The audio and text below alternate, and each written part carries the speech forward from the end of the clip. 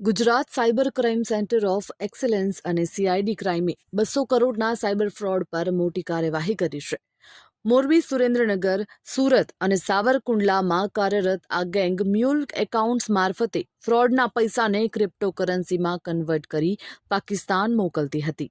તપાસમાં આ નેટવર્કના પાકિસ્તાન સાથે સીધા નાણાકીય સંબંધ હોવાનો ચોંકાવનારો ખુલાસો થયો છે. સાયબર ટીમે સમગ્ર દેશમાં ફેલાયેલા 386 સાયબર ગુનાઓ સાથે જોડાયેલા 100થી પણ વધારે મ્યુલ એકાઉન્ટ્સની ઓળખ કરી પૈસાના પ્રવાહને 7 સ્તરોમાં ટ્રેક કરી ₹10 કરોડની રકમ પાકિસ્તાન પહોંચી હોવાનું બહાર પાડ્યું છે.